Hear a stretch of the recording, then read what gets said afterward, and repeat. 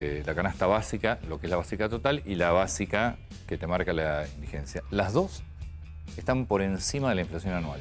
Sí. Y 10 puntos en algunos 45,5 la inflación de alimentos y 39,1 la inflación de la canasta básica total.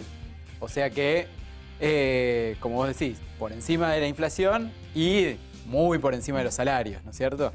Así es. Bueno, primero porque la canasta de consumo general, por ejemplo, tiene mucho más rubros que no aumentaron. Educación, o que aumentaron poco, como Digo, estuvieron congelados. O estuvieron congelados. La canasta básica alimentaria obviamente no tiene ningún producto de tarifa de servicios públicos, que está muchos congelados, por lo menos acá en el Gran Buenos Aires.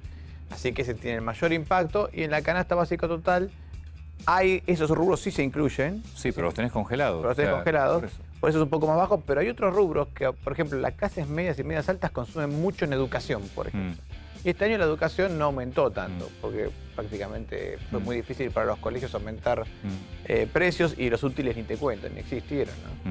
Entonces esos rubros dieron un poquito menos. Por eso la gente de más bajos recursos terminó teniendo mucha más inflación que la gente de alto recursos. Ahora, y que la inflación esté básicamente, no, está en todos lados, ¿no? Pero esté todavía más marcada en alimentos. ¿Es por tener la maldición de ser un país que produce alimentos? No, porque en realidad los alimentos no tienen tantas restricciones legales. Simplemente, fíjate que, por ejemplo, indumentaria aumentó mucho más que alimentos. Sí, 60 y no tenemos la maldición de exportar indumentaria. No, es simplemente...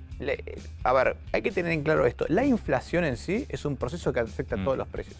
Cuando el gobierno mete mano y trata de distorsionar precios, porque distorsiona el precio del gas, congela el gas o el transporte o lo que fuera, lo único que hace es desviar ese exceso de dinero a otros bienes. Si vos no tenés que pagar electricidad, por ejemplo, bueno, esos pesos que sobran van a ir a consumir alguna otra cosa.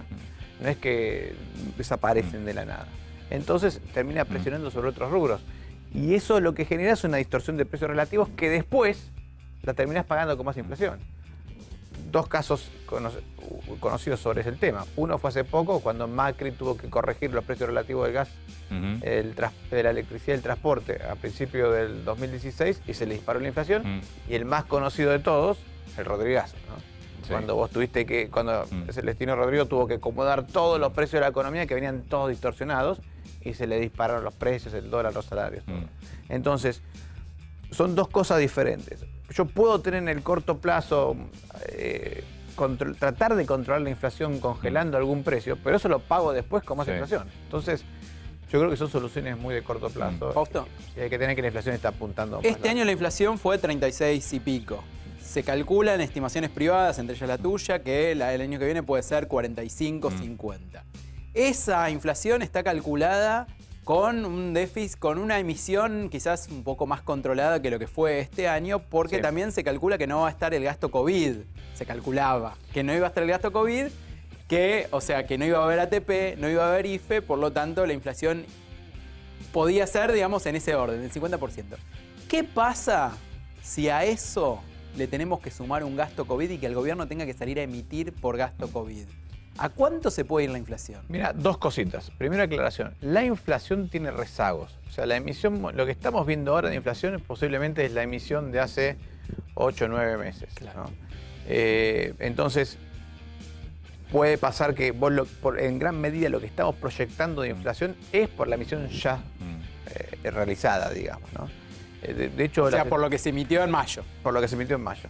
Históricamente Argentina tiene entre 12 y 18 meses de rezago entre la emisión y la inflación. Eso es muy importante tenerlo en cuenta porque no pasa que emitís y al otro mes tenés inflación. No es así. Pasan 12 y 18 meses porque hay contratos que son más largos, porque... Sí, lo que es peor todavía, porque quiere decir que ya los escenarios de inflación alta son 2 años, 3 años por delante. Exactamente, exactamente. Por eso no estamos proyectando que baje la inflación por un periodo largo. Pero ¿se le puede poner un número a eso? O sea, si hubiera que salir a emitir porque tenés que aumentar el gasto para contener una situación de un cierre, por ejemplo, de la economía, no total, pero parcial. En ese caso, yo creo que podrías ver una aceleración de la inflación a finales del 2021 que te va a impactar en el 2022 más que ¿cuánto? Nada. Pero ahí puedes estar hablando de 5 o 6 puntos más. Hay que ver de qué estamos hablando. Porque este año lo que vas a tener es que probablemente algo de gasto COVID tengas. A ver, pongamos números. Sí, de hecho, ayer El gabinete económico ya se habló de una posibilidad. No Sí. será el ATP, será un repro, no será el IFE, será el IFO, no sé, pero algo van a tener que hacer. Algo van a hacer. 40 y pico % de pobreza en Argentina. Es enorme. Pensá esto, el gasto COVID en el 2020 fue 3 puntos del PBI. A eso se le sumó una cadena de recaudación y terminaste con un déficit primario de 6,5 puntos. O sea, 6 puntos más que el año 2019. Es decir, la Argentina gastó 6 puntos más de lo que recaudó. Exacto. 6,5. 6,5. Libre de gasto de deuda. Que Sin creo que contar los fue lo intereses de la más deuda. usado este año, Sí. en 2020, perdón. Si no estás en 9% de déficit. Lo cubrió todo emitiendo. Lo cubrió todo emitiendo y con algo de deuda. También pudo colocar deuda Bueno, está en pesos. En definitiva, Tell me pretty lies, look me in the face. Tell me that you love me, even if it's fake.